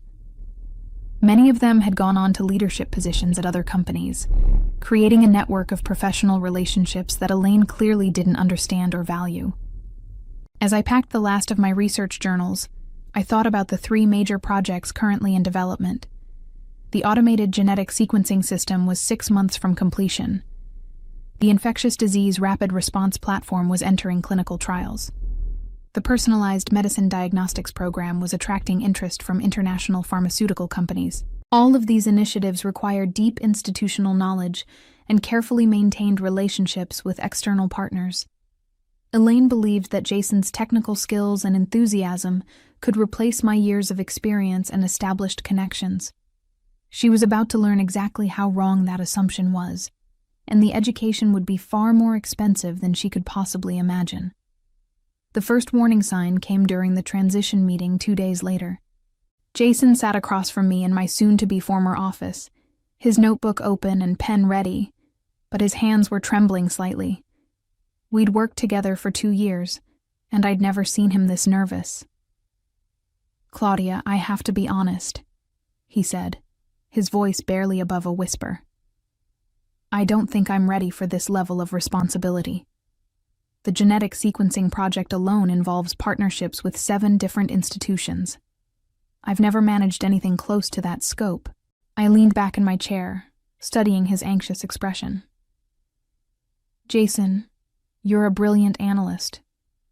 Your technical understanding of the underlying science is actually better than mine in some areas.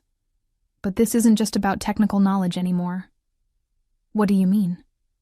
"When Dr. Harrison from Duke calls about protocol modifications, he's not just asking for scientific input. He's testing whether we still have the institutional stability to be reliable partners. When the clinical trial coordinators need timeline adjustments, they're looking for someone who understands the regulatory implications of every decision. These relationships took years to build." Jason's face had gone pale. "Elaine said the technical aspects were the most important part. She thinks the relationship management is just networking fluff that anyone can handle."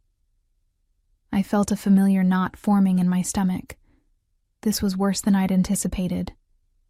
Elaine wasn't just underestimating the complexity of my role. She was actively dismissing the most critical components of it. "Jason, have you told her about the upcoming review with the International Pharmaceutical Consortium?" "The what?" My heart sank. The consortium review was scheduled for 3 weeks from now, a make-or-break evaluation that would determine whether Meditech received a $48 million partnership contract. I'd been preparing for this review for 18 months, building relationships with key decision-makers and carefully positioning our research to align with their strategic goals. "There's a presentation scheduled for March 8th, I said slowly. "Representatives from 5 pharmaceutical companies will be evaluating our personalized medicine diagnostics program. This contract could fund our research for the next 4 years." Jason's pen had stopped moving entirely. "Elaine never mentioned anything about that. She just said I'd be taking over your current projects and maintaining operational continuity." The phrase operational continuity would have been laughable if the situation weren't so serious. Elaine had reduced 14 years of strategic relationship building to a buzzword. She'd convinced herself that innovation happened in isolation, that partnerships were just administrative details that could be managed by anyone with a decent spreadsheet. "Jason, I need you to understand something," I said carefully. "When this transition happens, you're going to be under enormous pressure. If you need help with anything, please don't hesitate to reach out to me." He nodded gratefully, but we both knew the reality. Once I was officially out, Elaine would make sure that any communication between us would be seen as undermining her authority. Jason would be completely on his own, managing responsibilities he didn't fully understand, representing a company whose leadership had just demonstrated a fundamental misunderstanding of how biomedical research actually worked. As I watched him gather his notes and head back to his cubicle, I couldn't shake the feeling that I was watching the first domino in a chain reaction that would devastate everything I'd spent my career building.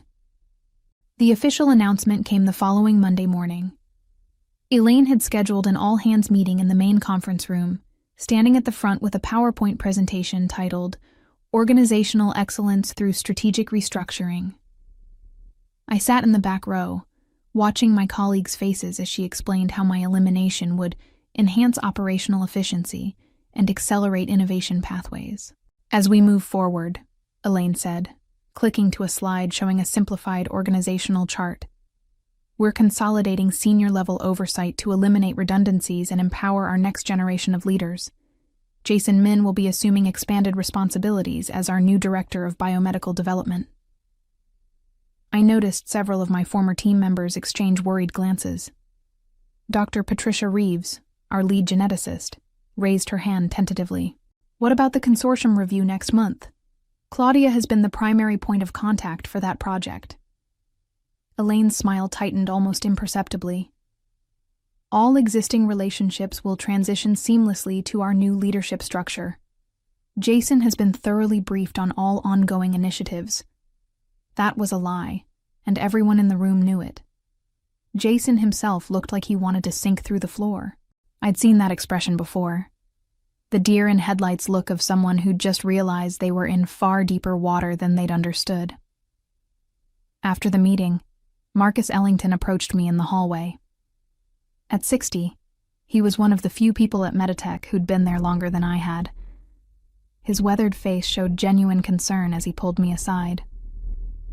Claudia, I want you to know this decision didn't come through me, he said quietly.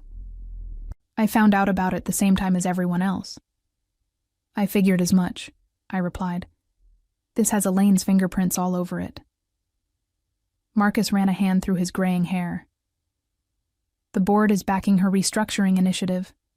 They think she's going to modernize our operations and improve our profit margins. I've tried to explain the value of institutional knowledge, but they're focused on quarterly projections.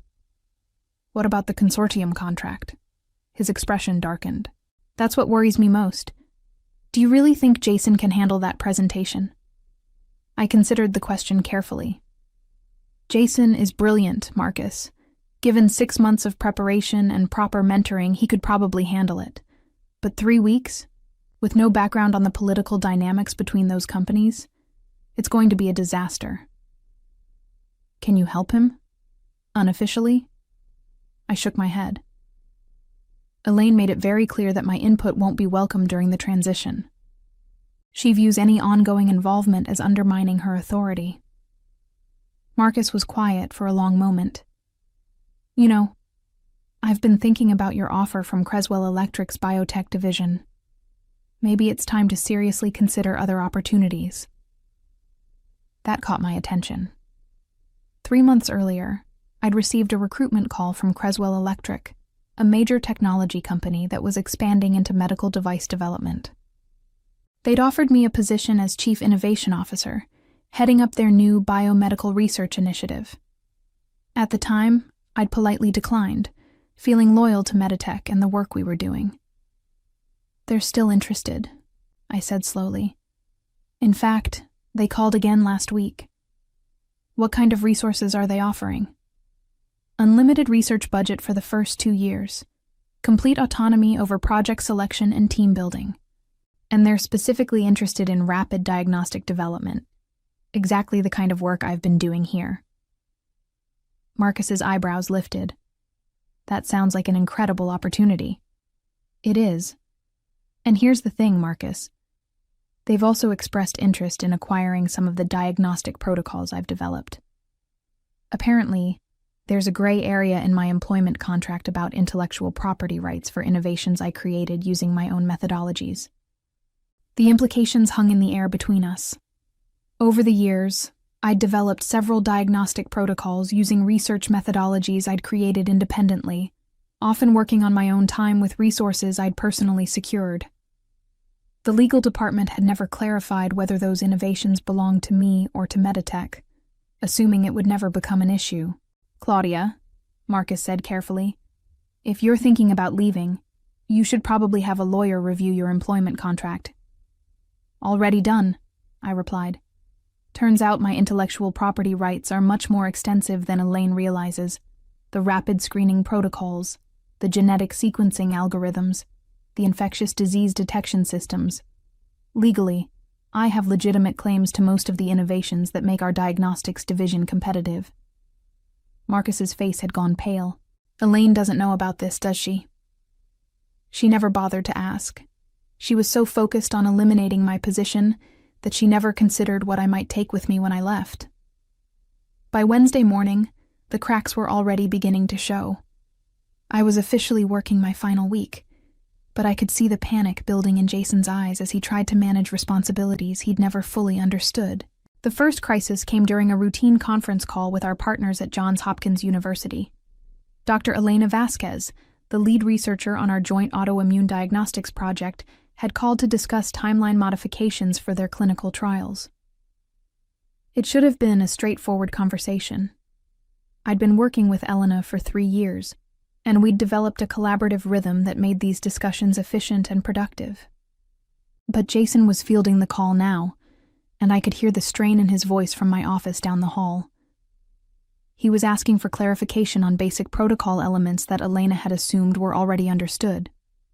More concerning, he was making commitments about resource allocation and timeline adjustments without understanding the broader implications for our other partnerships. 20 minutes into the call, Jason appeared in my doorway, his face flushed with embarrassment. "Claudia, Dr. Vasquez is asking about the integration protocols for the European Consortium data. I don't know what she's talking about."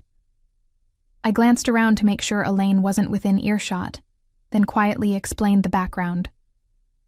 6 months ago, we agreed to share diagnostic protocols with 3 European research institutions. Elena's team is supposed to integrate their findings with the European data before the consortium review. It's a key component of our value proposition. How was I supposed to know that? It should have been in the transition documentation, I said gently. Did Elaine provide you with the partnership history files? Jason shook his head. She said I should focus on current technical requirements, not historical administrative details. I felt a chill run down my spine. Those historical administrative details represented millions of dollars in research investments and carefully negotiated agreements with international partners. Elaine had literally thrown away the institutional memory that held our entire collaborative network together. Jason, listen carefully, I said. You need to tell Dr. Vasquez that you'll follow up with detailed integration protocols by Friday. Then you need to go to Marcus and explain exactly what's happening. This is bigger than a missed phone call. After Jason left, I sat in my office staring at my computer screen. 3 years of work with Elena's team, 2 years of negotiations with the European institutions, 18 months of preparation for the consortium review. All of it potentially destroyed because Elaine had convinced herself that relationships were just paperwork. My phone buzzed with a text message from an unknown number. Claudia, this is Kevin Walsh from Creswell Electric. We'd like to accelerate our timeline for discussion. Are you available for a conversation this afternoon? I stared at the message for several minutes. Kevin Walsh was the director of strategic acquisitions at Creswell Electric, the person who would be overseeing their expansion into biomedical technology. If he was reaching out directly, it meant they were serious about moving quickly. I typed back. Available at 3 p.m. Call my direct line. The conversation that afternoon was everything I'd hoped it would be. Kevin confirmed that Creswell Electric was prepared to offer me a position with complete creative control over their biomedical research division. More importantly, they were interested in licensing the diagnostic protocols I'd developed, pending legal resolution of the intellectual property questions. We've done our research, Claudia, Kevin said. Your innovations have consistently outperformed anything else in the market. We're prepared to make this transition as attractive as possible. What kind of timeline are you thinking? We could have a formal offer ready by next week. If you're interested, we'd like to bring you on board as soon as possible. Frankly, we've been monitoring some of the changes at Meditech, and we think this might be an ideal opportunity for both of us." As I hung up the phone, I realized that Elaine's strategic restructuring had just handed me the perfect opportunity to rebuild my career on my own terms, while potentially devastating the company she was supposed to be improving. The disaster I'd been anticipating arrived sooner than even I had expected. On Thursday afternoon, I was finishing up my final transition documents when Jason burst into my office, his face white with panic. "Claudia, we have a problem," he said, closing the door behind him. "I think I made a major mistake with the infectious disease protocols." My stomach dropped. "What kind of mistake?" "Dr. Martinez from the Clinical Trial Coordination called this morning about the rapid response platform. He was asking about modification protocols for the detection algorithms. I thought he was talking about standard calibration procedures, so I authorized a 30% sensitivity adjustment." I felt the blood drain from my face. "Jason, please tell me you didn't authorize that without checking the baseline parameters."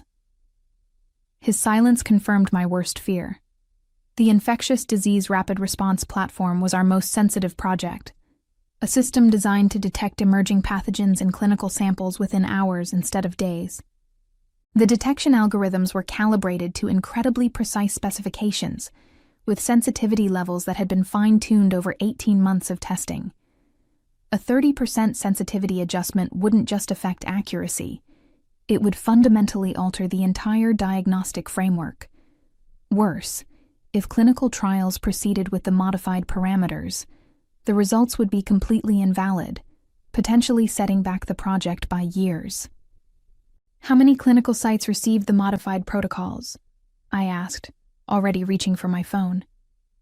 17. The modifications went out this morning. I immediately called Dr. Martinez, but the damage was already evident in his voice. "Claudia, thank God you're calling. We've been getting completely inconsistent results since implementing the modifications.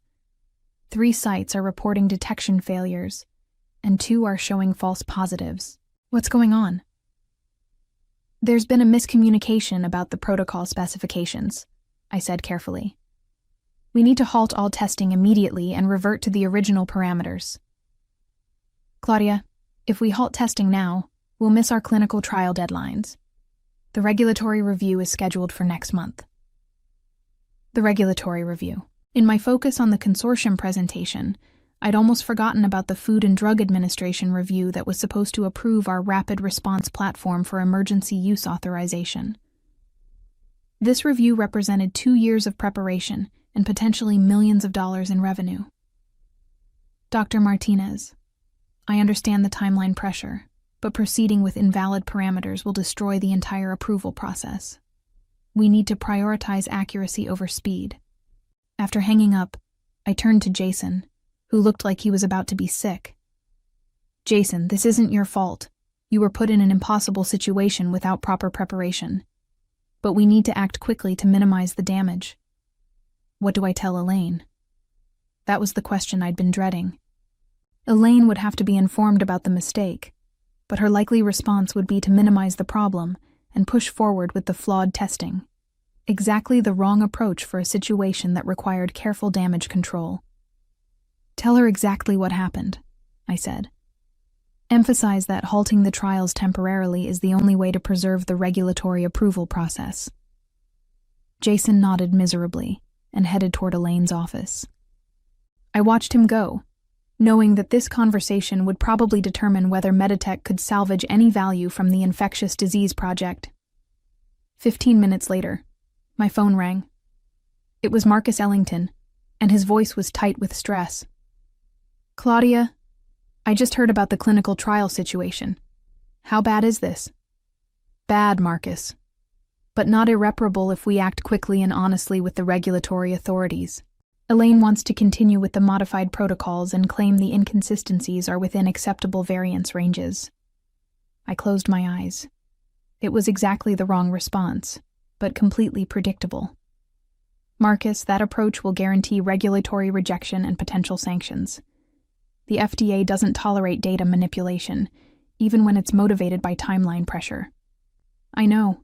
That's why I'm calling you. We need your help to fix this situation. Marcus, I'm no longer an employee here. Any official involvement would require Elaine's approval. Then what do you suggest?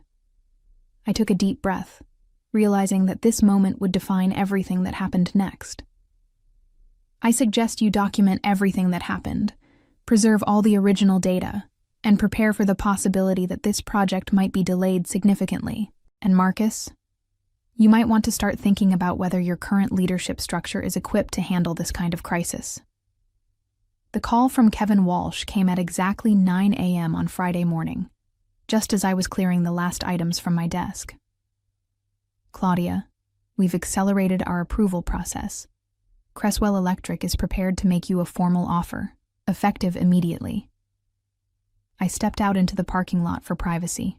What kind of timeline are we talking about? We'd like you to start Monday. Full authority over biomedical research and development, unlimited budget for your first 18 months, and a signing bonus that I think you'll find quite attractive. The offer was everything I'd hoped for and more. Chief Innovation Officer, complete creative control, and resources that dwarfed anything I'd ever had access to at Meditech. But the timing felt almost too perfect. Kevin, I have to ask, is this acceleration related to what's happening at Meditech? His laugh was knowing. Let's just say that certain clinical trial delays and regulatory complications have created an interesting opportunity in the rapid diagnostics market. We'd like to move quickly to establish our position. Within 30 minutes, I was sitting in my car, reviewing a contract that would completely transform my career. The intellectual property clauses were particularly generous. Creswell Electric was prepared to license my diagnostic innovations at rates that would make me financially independent, while giving me the resources to develop them further. But the most interesting clause was buried in the partnership section. Creswell Electric was prepared to offer consulting contracts to qualified biomedical researchers who might be interested in transitioning from academic or corporate research environments. In other words, they were ready to poach the best talent from companies that had made poor strategic decisions. I thought about Patricia Reeves, our lead geneticist, who'd looked so worried during Elaine's reorganization announcement. About Dr. Martinez, who was probably dealing with angry clinical coordinators and regulatory officials. About Jason, who was almost certainly drowning in responsibilities he'd never been prepared for. As I signed the contract, I realized that Elaine's strategic restructuring had just handed Creswell Electric the opportunity to acquire not just my innovations, but potentially the entire intellectual foundation of Meditech's diagnostic division. The consortium presentation was scheduled for Wednesday morning.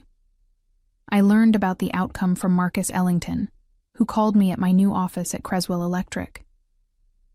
Claudia, it was a complete disaster, he said, his voice heavy with exhaustion. Jason tried his best, but he simply didn't have the background knowledge to answer their technical questions. When they asked about the European integration protocols, he had to admit he didn't know what they were talking about. I winced, imagining Jason's humiliation in front of 5 pharmaceutical executives. What was their response? They terminated the partnership discussion immediately. $48 million gone. But that's not the worst part. What's the worst part? 3 of the consortium companies have already reached out to us asking for your contact information. They want to discuss potential partnerships with Creswell Electric. The irony was almost too perfect. Elaine had eliminated my position to enhance operational efficiency, but in doing so, she destroyed the relationships that made efficiency possible. The consortium companies hadn't been interested in Meditech's technology. They'd been interested in working with me. Marcus, there's something else you should know, I said carefully. The infectious disease project delays have created regulatory complications that extend beyond just timeline issues. The FDA is asking questions about institutional stability and research oversight. What does that mean? It means they're concerned about whether Meditech has the expertise to manage complex clinical trials. If they lose confidence in your institutional capabilities, it could affect all your pending approvals. Marcus was quiet for a long moment. How much damage are we looking at? Potentially everything, Marcus. The regulatory authorities don't just evaluate individual projects. They evaluate the companies behind them. If they decide that Meditech no longer has the institutional knowledge to manage biomedical research safely, they could halt all your clinical programs. The silence that followed spoke volumes about the magnitude of what Elaine's restructuring had set in motion. As I settled into my new role at Creswell Electric, watching Meditech's carefully built reputation crumble from my office window, I reflected on how completely Elaine had underestimated the true cost of experience, and how satisfying it felt to watch her learn that lesson through the spectacular collapse of everything I'd built.